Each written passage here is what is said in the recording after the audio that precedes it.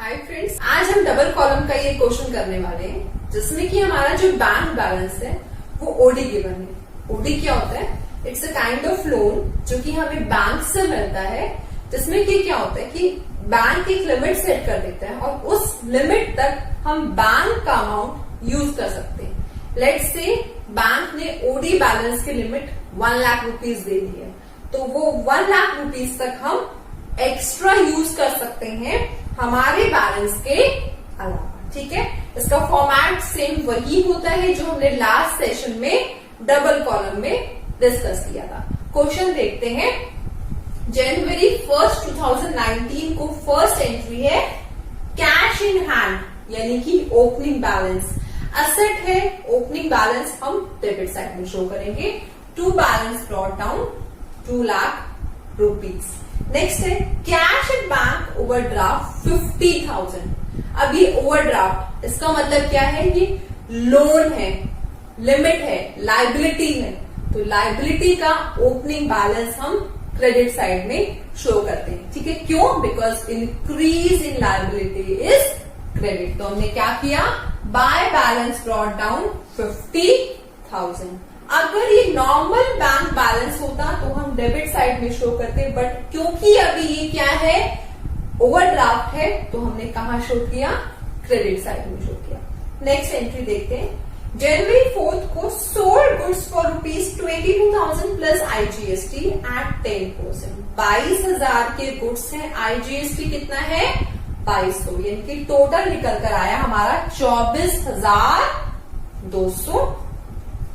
To Mahesh and receive cheque in full settlement, और पूरे settlement में उसने चेक हमें दे दिया 700 रुपए का डिस्काउंट काट के। उसे एक्चुअल में पेमेंट करनी थी 24,200, लेकिन उसने 700 काट के पेमेंट की, यानी कि उसने हमें कितना अमाउंट पे किया? 23,500। यहाँ पर ध्यान देने वाली बात है कि हम वो वाला अमाउंट एंटर करते हैं जो कि एक्चुअल कैश या बैंक के थ्रू रिसीव हो रहा है। सेल्स परचेज का अमाउंट एज इट इज उठा के यहां नहीं रख देना, क्वेश्चन गलत हो जाएगा। चेक कितने अमाउंट का रिसीव हुआ है? 23,500, यानी कि 700 क्या था? Discount allowed. इसकी जर्नल एंट्री पास करेंगे। अब डिस्काउंट अलाउड क्या है हमारे लिए? एक्सपेंस है ना? एक्सपेंस है, तो discount allowed account debit 700 to Mahesh. Being discount allowed to Mahesh on payment received। Next entry देखते हैं। जनवरी 7 को bank charge interest on overdraft. अब बैंक ने ओवरड्राफ्ट पे इंटरेस्ट चार्ज किया। चार्ज का मतलब क्या है? उन्होंने हमारे अकाउंट से वो पैसा काट लिया, यानी कि मेरे बैंक का बैलेंस क्या हो रहा है? यहाँ पे काट रहा है, तो फर्दर क्या हो रहा है? डिक्रीज हो रहा है। ठीक है, अभी कैश बुक क्या है हमारे लिए? हमारा ये असेट अकाउंट है। अब पेमेंट अगर कोई भी चीज हो रही है तो हम कहां दिखाते हैं? क्रेडिट साइड में। So January 7 by interest account 500 rupees. Next देखते हैं। Purchase goods from Raghav on January 12 for ₹15,000 plus CGST and SGST at 6% each. 15,000 का क्या है? गुड्स परचेज किए जिसपे कि 6% ईच के हिसाब से सीजीएसटी एसजीएसटी चार्ज हो रहा है। Paid by cheque in full settlement on 30th January. Payment कब की है? 13 जनवरी। देखो 12 जनवरी की हम यहाँ कोई एंट्री नहीं करने वाले, बिकॉज हम कब एंटर करते हैं? जब एक्चुअल में कैश या तो रिसीव हो रहा है या पेमेंट हो रही है। अब पेमेंट कब की है? जनवरी 13 को हमने पेमेंट की है 16,500। अब देखो यहाँ पे हमने कितना अमाउंट पे किया है? 16,500 पे किया है। किसको पे किया है? राघव को पे किया। हम परचेजेस अकाउंट क्यों नहीं लिख रहे हैं?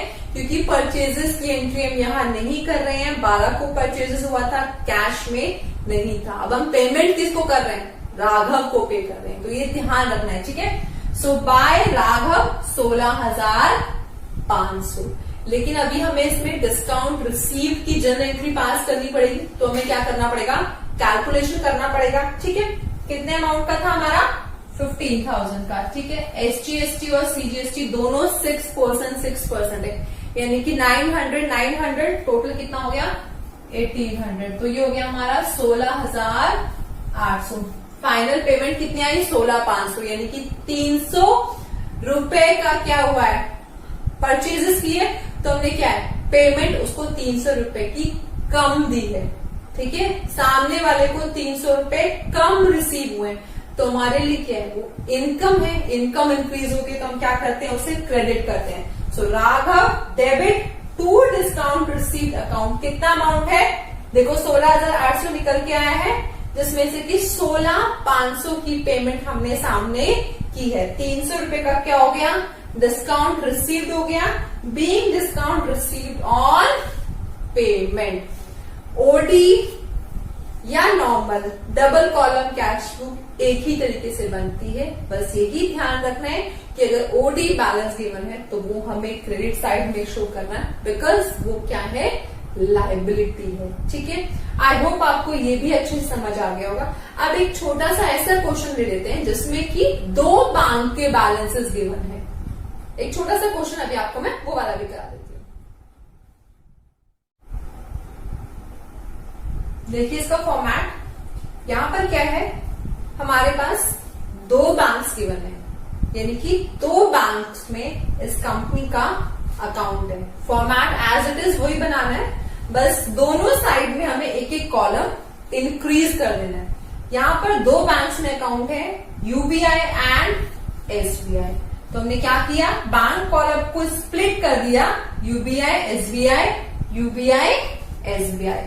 ट्रांजेक्शन कैसे करते हैं, देखो अगर यूबीआई की ट्रांजेक्शन है तो यूबीआई में डालना है, एसबीआई की ट्रांजेक्शन है तो उसे एसबीआई में डालना है।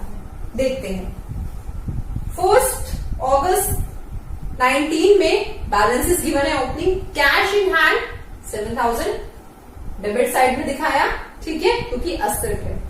Bank balance with UBI 5,000, only bank balance given है, दैट मीन्स क्या है ये डेबिट बैलेंस, यहाँ 5,000 शो किया।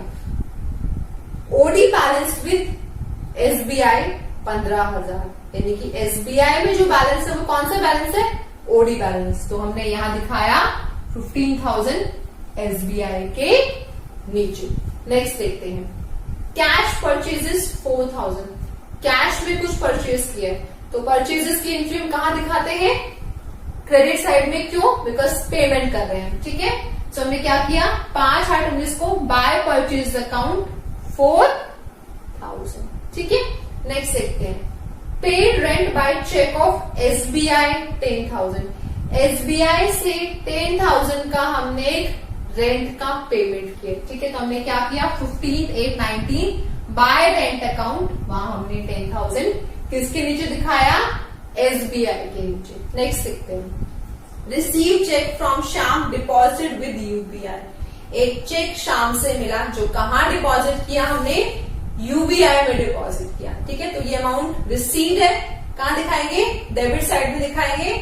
सो ऑन 16/8/19 टू श्याम कितने अमाउंट का था 8,000 का था, कहां दिखाया हमने यूबीआई के नीचे दिखाया, क्यों, बिकॉज हमने यूबीआई में वो चेक डिपॉजिट किया है। ठीक है, नेक्स्ट है amount transferred from UBI to SBI. अब ये कौन सी एंट्री है कॉन्ट्रा एंट्री है, तो सी वर्ड लगाना नहीं भूलना। ठीक है, हमने क्या किया यूबीआई से एसबीआई में ट्रांसफर किया, यानी कि पैसा कहाँ आ रहा है एसबीआई में आ रहा है, तो हमने एसबीआई के नीचे दिखाया कहां से आ रहा है यूबीआई से टू यूबीआई। ठीक है, एसबीआई में आ रहा है तो एसबीआई के नीचे दिखाया कहां से आ रहा है यूबीआई से। अब दूसरी साइड देखो किस साइड से जा रहा है यूबीआई से, तो यूबीआई के नीचे दिखाया बाय एसबीआई और कॉन्ट्रा एंट्री साइड में लिख दिया। ठीक है, ये ध्यान रखना है कि कौन से साइड से जा रहा है कौन से साइड से आ रहा है, उसके बाद कंफ्यूजन नहीं होगा। जिस साइड से जा रहा है उसके नीचे लिख दो अमाउंट और जिस साइड आ रहा है उसके नीचे अमाउंट लिख दो, उसके बाद ये आपके लिए बहुत इजी हो जाएगा। क्योंकि बच्चों को ना यूजुअली यही कंफ्यूजन हो जाता है,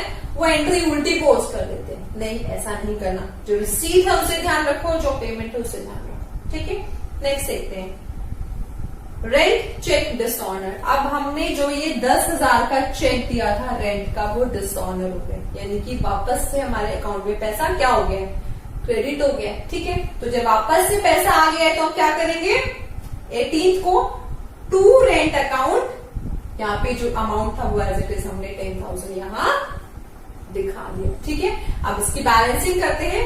टोटल क्या इसका 7,000 आया, इसका 13,000 आया, उसका 25,000 आया। ठीक है, अब जिसका डेबिट साइड बैलेंस है उसका डेबिट साइड कर दो और जिसका क्रेडिट साइड है उसका क्रेडिट साइड बैलेंस कर दो। ठीक है, अब देखो इसमें क्या हुआ, ये 7,000 था, 13,000 था, ये 25,000 था। अब इसमें बैलेंस इस साइड कम था तो बैलेंस कैरी डाउन 3,000 हुआ, उसका 3,000। इसमें इस साइड कम था तो यहाँ कैरी डाउन 5,000। ठीक है, देन ऑन फर्स्ट को हमने बैलेंस क्या किया, ब्रॉड डाउन कर दिया। ठीक है, आई होप अब आपको डबल कॉलम कैश बुक भी बहुत अच्छे से क्लियर हो गई है। अगर अभी तक आपने चैनल सब्सक्राइब नहीं किया है तो आज इस वीडियो को देखने के बाद याद से सब्सक्राइब कर देना और वो बेल आइकन भी आप प्रेस कर देना for future videos. Thank you so much for watching my channel.